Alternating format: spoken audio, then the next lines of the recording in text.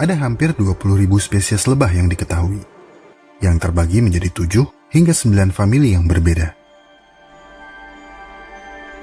Mereka dapat ditemukan di setiap benua yang berisi tanaman berbunga yang perlu diserbuki serangga. Meskipun lebah bukanlah serangga pertama yang menyerbuki bunga, mereka berevolusi menjadi yang paling efisien. Dan dalam tugas serbuk menyerbuki ini, mereka jagonya. Metamorfosis lebah termasuk ke dalam metamorfosis sempurna, dengan mengalami 4 fase dan perubahan fisik mencolok pada setiap fasenya.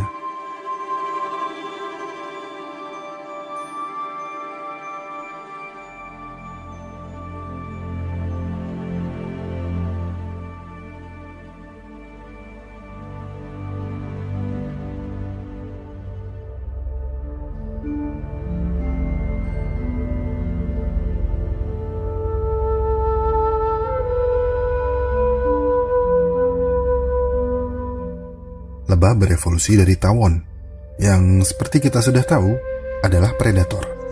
Mereka memangsa serangga lain. Ilmuwan percaya bahwa peralihan diet dari mangsa hidup ke serbuk sari mungkin terjadi ketika larva nenek moyang purba mereka memakan serangga penghisap bunga yang tubuhnya penuh dengan serbuk sari.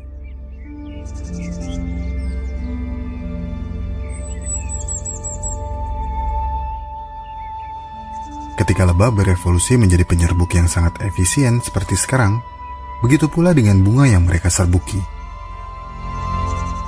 Untuk melindungi serbuk sari, bunga mengembangkan tabung yang lebih panjang.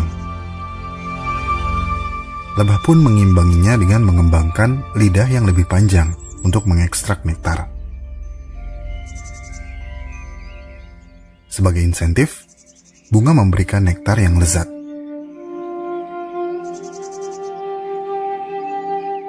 Lebah juga mengembangkan lebih dari 3 juta helai bulu-bulu halus di seluruh tubuhnya, bahkan di kepala dan di mata mereka. Kaki belakang mereka telah dikhususkan untuk membantu mengumpulkan dan membawa serbuk sari. Kita tahu lebah menghisap nektar untuk menghasilkan madu. Tapi apa gunanya serbuk sari yang mereka bawa? Oke, kita bahas satu persatu ya.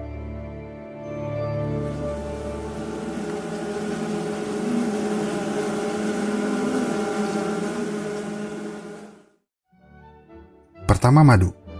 Bagaimana lebah bisa menciptakan madu? Sebuah hive atau sarang lebah yang aktif dan sehat akan membuat dan mengkonsumsi lebih dari 50 kg madu dalam 1 tahun. Dan semua itu membutuhkan banyak tenaga. Maka dari itu, ada pembagian tugas antara lebah-lebah.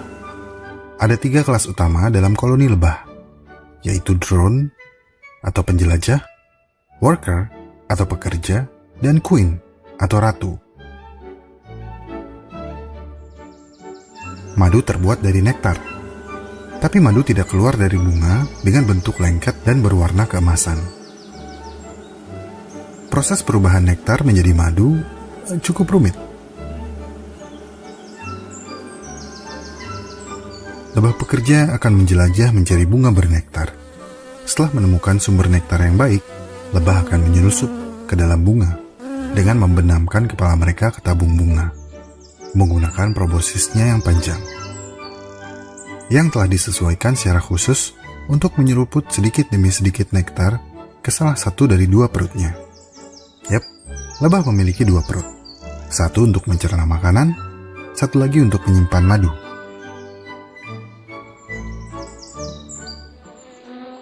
Seekor lebah mungkin harus menghisap lebih dari 1000 bunga untuk mengisi perut madunya dengan nektar, yang jika terisi penuh, beratnya bisa hampir sama dengan berat lebah itu sendiri. Dalam perjalanan kembali ke sarang, enzim pencernaan di dalam perut mereka sudah bekerja untuk mengubah nektar menjadi cairan manis berwarna emas.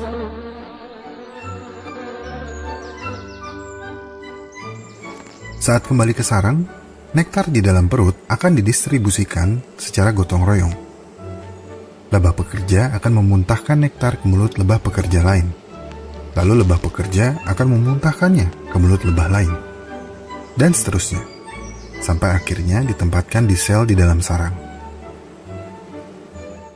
Permainan estafet muntah ini adalah bagian penting dari proses pembuatan madu, karena setiap lebah akan menambahkan enzim pencernaan untuk mengurai rantai panjang zat gula kompleks di dalam nektar mentah menjadi monosakarida sederhana, seperti fruktosa dan glukosa. Pada titik ini, nektar masih cukup encer. Lalu lebah mengepakkan sayapnya dan menciptakan aliran udara di dalam sarang untuk menguapkan dan mengentalkan nektar. Akhirnya, mereka menutup sel dengan beeswax atau lilin lebah, sehingga muntahan lebah yang kaya enzim ini dapat menyelesaikan transformasinya menjadi madu. Ya, secara teknis, madu adalah muntahan lebah. Karena kandungan air yang rendah dan pH asamnya, madu tidak mengundang bakteri atau jamur untuk berkembang biak, sehingga madu tidak mudah membusuk dan memiliki masa simpan yang sangat lama di dalam sarang atau di dapur kamu. Bahkan, ada madu yang ditemukan di kuburan Mesir yang berusia ribuan tahun. Masih sangat murni. Meskipun tidak ada yang berani memakannya, ini membuktikan kualitas madu tidak berkurang meski disimpan dalam waktu yang sangat lama. Untuk 1 pon madu, puluhan ribu lebah akan terbang bersama-sama lebih dari 3 kali ke seluruh dunia dan mengunjungi hingga 8 juta bunga. Ini membutuhkan kerja tim dan strategi. Dan meskipun mereka tidak dapat berbicara, mereka berkomunikasi dengan bahasa tubuh. Lebah yang baru pulang mencari nektar akan menari untuk memberitahu lebah lain di mana mereka menemukannya. Tarian melingkar berarti bunga cukup dekat dengan sarang. Tetapi untuk nektar yang jaraknya jauh, mereka akan bergoyang. Tarian lebah madu pertama kali diterjemahkan oleh Carl von Frisch. Ini jelas merupakan salah satu contoh komunikasi hewan yang paling unik di alam. Pertama, lebah berjalan dalam garis lurus, menggoyangkan tubuhnya maju mundur sambil menggetarkan sayapnya, lalu akan bergerak membentuk angka 8. Sudut di mana lebah tersebut berjalan sambil bergoyang akan memberitahu lebah lain berapa jarak dan arah yang harus ditempuh. Semakin lama goyangannya, semakin jauh jarak yang harus ditempuh. Dan jika semakin baik kualitas nektarnya, maka semakin bersemangat pula lebah menggoyangkan tubuhnya. Jika itu belum cukup mengagumkan, mereka dapat menyimpulkan arah tujuan dan waktu tempuh dengan membaca polarisasi cahaya matahari di langit. Itu tentang proses pembuatan madu. Sekarang, apa manfaat serbuk sari bagi lebah?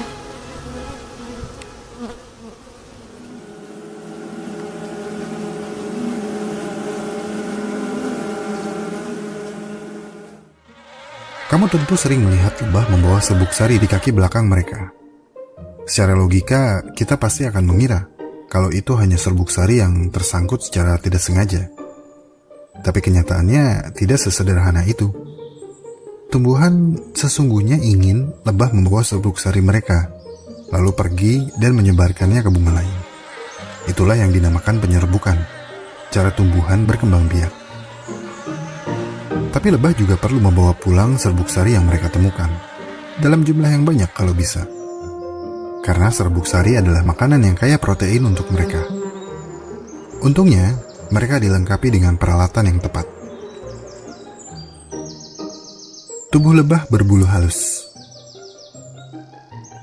Di sini, di kakinya, bulu-bulu halus ini dibentuk menjadi semacam sikat dan sisir.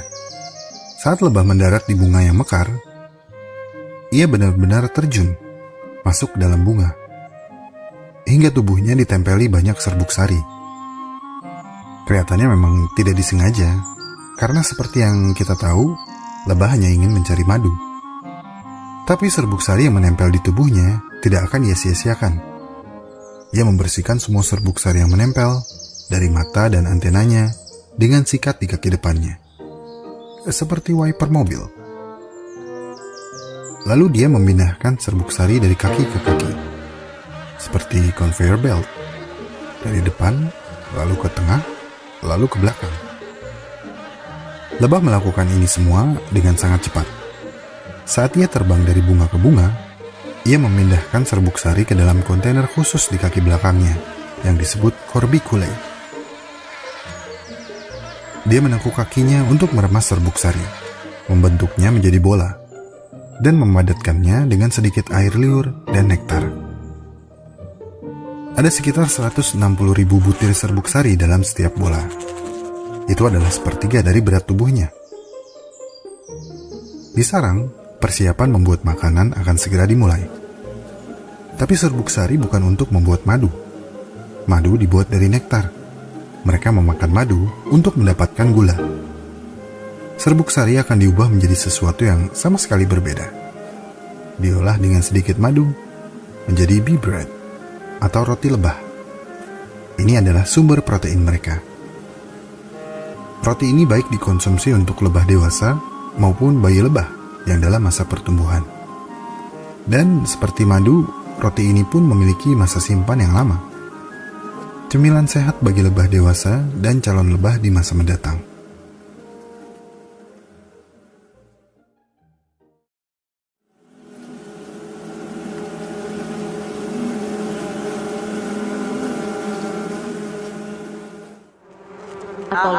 Tolong saya, banyak lebah nih. Sebagian dari kita, termasuk saya, takut sama lebah karena mereka bisa menyengat. Sengatannya meskipun tidak begitu menyakitkan, namun bisa mematikan bagi seseorang yang memiliki alergi. Dan meskipun secara luas diyakini bahwa lebah madu akan mati setelah menyengat, ini tidak sepenuhnya benar. Sengat lebah madu hanya akan terlepas dari perutnya jika kulit korban cukup tebal, sehingga duri menempel terlalu dalam. Ini terjadi pada kulit dari sebagian besar mamalia.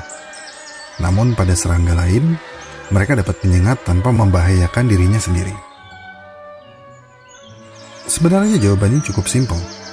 Penyebab lebah mati setelah menyengat manusia adalah karena mereka kehilangan bagian perut dan saluran pencernaannya, ditambah otot dan jaringan sarafnya yang ikut tertarik bersama dengan sengatnya.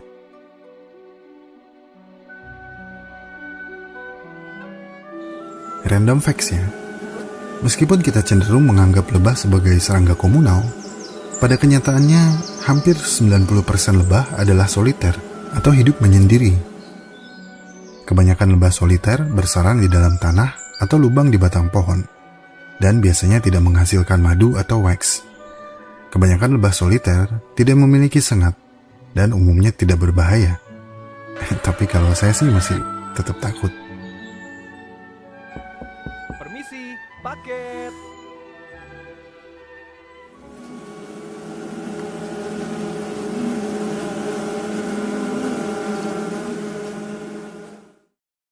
Sebelumnya saya menyebutkan kalau ada 3 kelas utama dalam koloni lebah: pekerja, drone, dan ratu. Dan masing-masing kelas memiliki peran yang spesifik. Setiap kelas memiliki peran penting yang saling bersinergi, dan kesinambungan peran ini akan mendukung kehidupan koloni. Kita mulai dari ratu. Ratu koloni lebah dipilih secara acak. Sejak lahir, dia secara eksklusif diberi makan royal jelly yang mempercepat perkembangannya. Setelah dewasa, dia kemudian keliling sarang, membunuh pesaingnya, yaitu calon lebah ratu lain, dan mengambil posisi di atas tahta. Killer Queen? Fungsi utama ratu lebah adalah reproduksi. Dan pada masa puncaknya, ia bisa bertelur hingga 1.500 telur per hari. Secara umum, seekor ratu lebah dapat bertelur hingga 250 telur per tahun, dan hingga 1 juta telur sepanjang masa hidupnya. Selama musim kawin, dia akan terbang ke sarang yang jauh untuk kawin dengan beberapa pejantan dan menyimpan semua sperma yang ia dapatkan, yang nantinya akan ia gunakan di sarangnya untuk bertelur. Setiap telur yang tidak dibuahi, yang tidak tersentuh sperma secara langsung, akan menjadi drone atau lebah jantan, yang berarti mereka hanya memiliki 1 set kromosom. Sementara telur yang terbuahi adalah lebah betina, yang ditakdirkan akan menjadi ratu atau pekerja.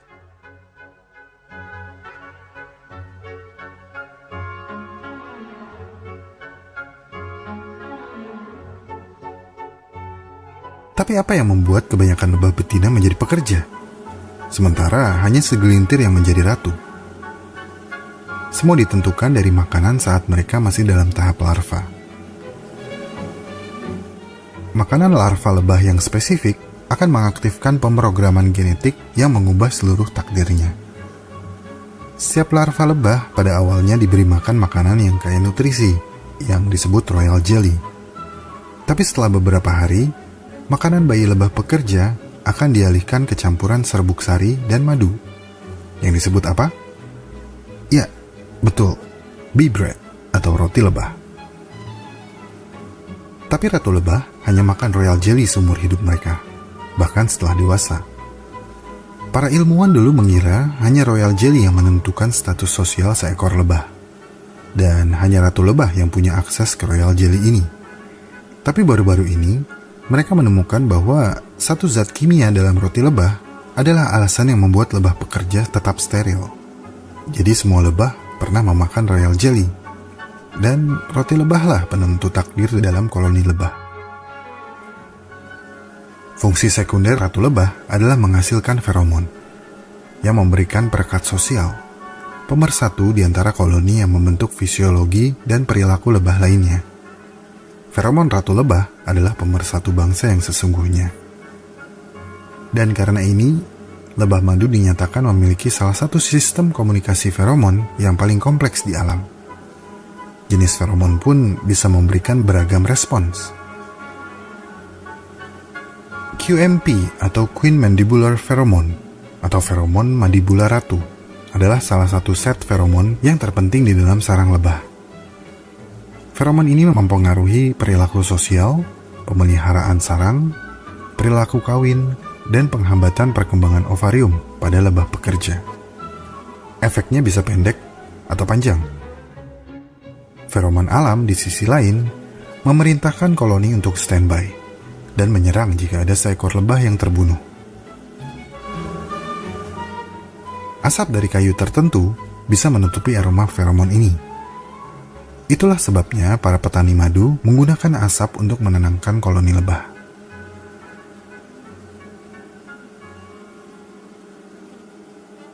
Mayoritas lebah yang menempati koloni adalah lebah pekerja. Mereka adalah betina yang belum berkembang secara seksual dan biasanya tidak akan pernah bertelur. Tugas utama mereka adalah membersihkan sarang, merawat ratu, memberi makan larva, mendistribusikan nektar yang masuk, memproduksi beeswax, dan menjaga pintu masuk sarang.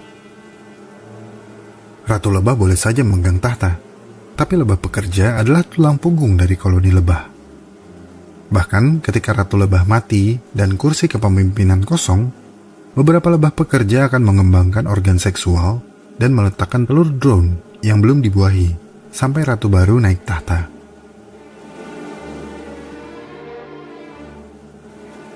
Akhirnya kita sampai ke lebah drone. Lebah drone adalah lebah jantan dalam koloni.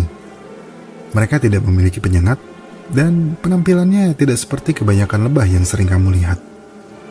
Lebah jantan hanya hidup selama beberapa bulan dalam setahun. Mereka terlihat agak aneh dengan mata besar mereka yang membentuk hampir dari seluruh kepala mereka. Mereka memiliki mata besar untuk melihat ratu saat terbang. Satu-satunya tugas lebah drone adalah reproduksi. Mereka menyebarkan gen di dalam dan di luar koloni mereka. Mereka meninggalkan koloni setiap hari untuk mencari calon ratu baru yang ingin kawin. Enak ya? Mau kondo? Modal konsisten doang.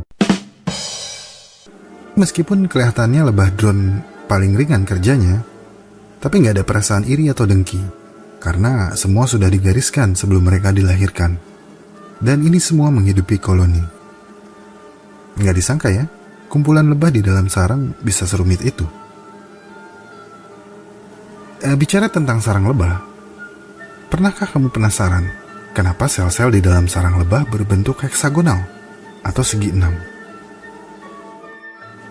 Saya juga penasaran, dan setelah mencari tahu, saya terkagum karena fakta bahwa lebah madu sebenarnya adalah ahli matematika yang hebat. Bahkan, ilmuwan mengklaim serangga kecil ini dapat menghitung sudut dan bahkan dapat memahami kebulatan bumi melalui polarisasi matahari. Sekarang mari kita bahas mengapa lebah memiliki bentuk heksagonal sebagai struktur utama sel-sel mereka.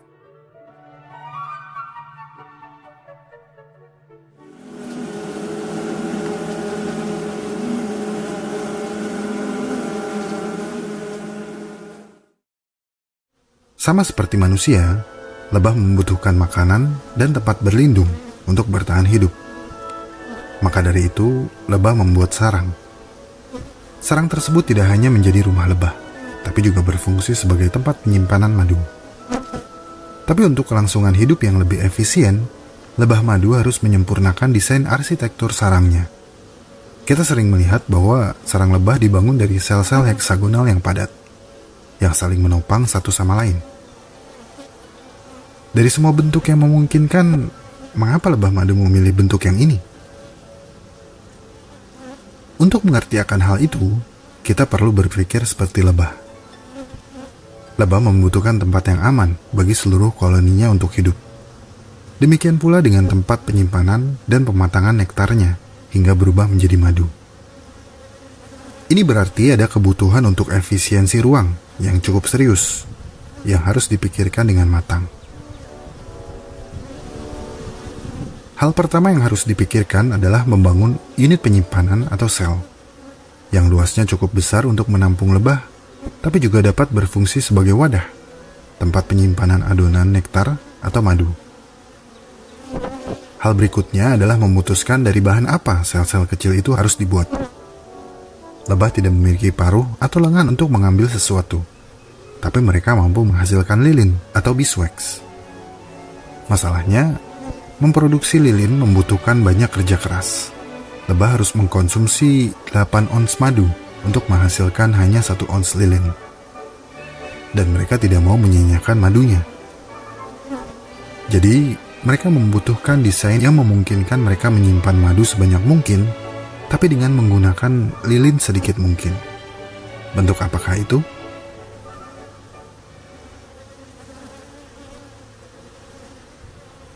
Mari kita berandai-andai. Kamu adalah lebah pekerja yang kuliah jurusan arsitektur. Dan lagi ada kelas matematika. Terus kamu tanya ke Pak Habel, dosen geometri. Pak Habel, menurut Bapak, bentuk apa yang memberi kita ruang paling banyak untuk menyimpan madu kita, tapi membutuhkan lilin paling sedikit? Dengan pasti Pak Habel menjawab, bentuk yang kamu cari tentu saja lingkaran. Pulang kuliah, karena penasaran, kamu langsung ke lokasi konstruksi dan mulai membangun sarang menggunakan sel berbentuk lingkaran. Setelah selesai, kamu segera mengetahui ada masalah dalam desain lingkaran kamu, yaitu celah kecil di antara sel. Nggak ada lebah yang bisa muat di sana. Banyak space yang terbuang. Kamu menggerutu dalam hati. Mengabaikan pelajaran geometri, kamu membentuk kelompok dan mencoba menangani masalah ini sendiri. Kamu pun kembali memikirkan desain sarang yang terbaik. Satu lebah menyarankan, kayaknya kita bisa menggunakan segitiga ini nih. Coba lihat. Mereka cocok satu sama lain. Lalu ada lebah lain yang menyarankan untuk menggunakan bentuk kotak. Lalu ada satu lebah yang bilang, pentagon pasti gak akan bisa. Tapi kayaknya heksagon bisa. Sekilas terbesit kembali tujuan utama kamu. Sebuah bentuk yang menghabiskan paling sedikit lilin, tapi dapat menyimpan begitu banyak madu. Kamu benar. Kayaknya segi 6. Kamu mengangguk tanda setuju. Kenapa segi 6? Tanya lebah yang menganjurkan bentuk segitiga. Bukannya bentuk heksagon lebih terlihat seperti lingkaran? Tanya lebah yang menganjurkan bentuk kotak. Supaya aku yakin, mereka bersama-sama menghitung luas segitiga, kotak, dan heksagon. Dan dari situ mereka setuju bahwa segi 6 adalah bentuk yang memberi ruang penyimpanan paling banyak. Akhirnya mereka menyetujui bahwa heksagon adalah bentuk yang ideal. Kemudian mereka mempopulerkannya. Akhirnya honeycomb dengan sel-sel berbentuk heksagon menjadi trademark lebah sampai saat ini. Bentuk ini mungkin saja merupakan hasil dari trial and error dalam sejarah evolusi yang cukup lama. Namun semua itu terbayar. Dengan hasil akhir yang sangat indah, koloni lebah yang kompak membangun sesuatu yang membuat takjub setiap arsitek. Kita telah membahas fisiologi dan penataan koloni. Sekarang, mari kita selami hubungan manusia dengan lebah.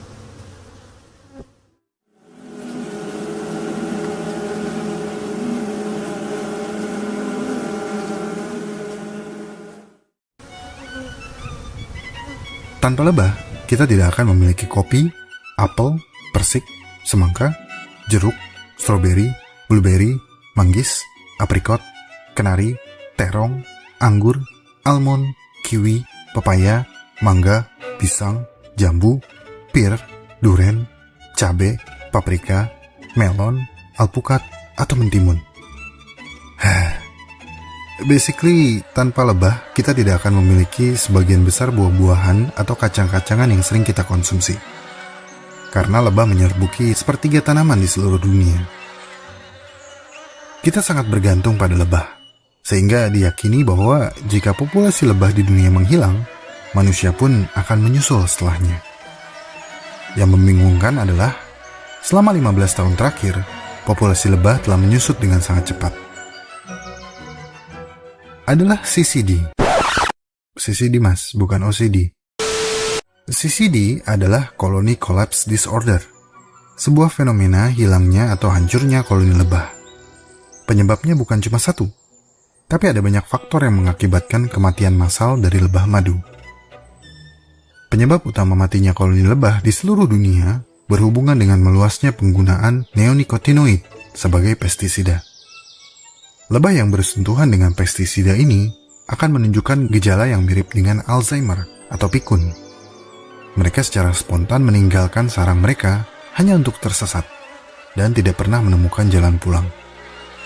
Selain pestisida, ada penelitian bahwa lebah juga mati karena berbagai macam parasit, virus, dan jamur. Mites atau tungau menyerang ratu lebah, melemahkan larva lebah, dan menyebabkan cacat.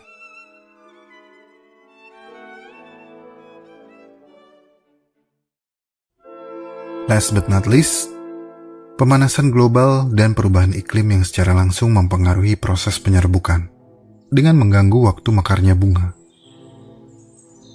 Saat suhu global meninggi, bunga akan mekar lebih awal sebelum lebah memiliki kesempatan untuk melakukan penyerbukan. Dan ketika lebah akhirnya melakukan penyerbukan, nektar yang tersedia sangat terbatas dan persaingan untuk sumber daya berharga ini menjadi lebih ketat. Ini adalah masalah yang sangat serius dan mungkin akan segera menjadi kenyataan. Terlepas dari keyakinan kamu, global warming adalah nyata dan kita perlu bertanggung jawab atas tindakan kita sebelum terlambat. Seekor lebah adalah makhluk yang cukup sederhana, tetapi bersama-sama mereka menciptakan koloni yang sangat kompleks dan sosial. Jika dipikir, membuat madu adalah bentuk lain dari bertani dalam skala kecil namun mewah.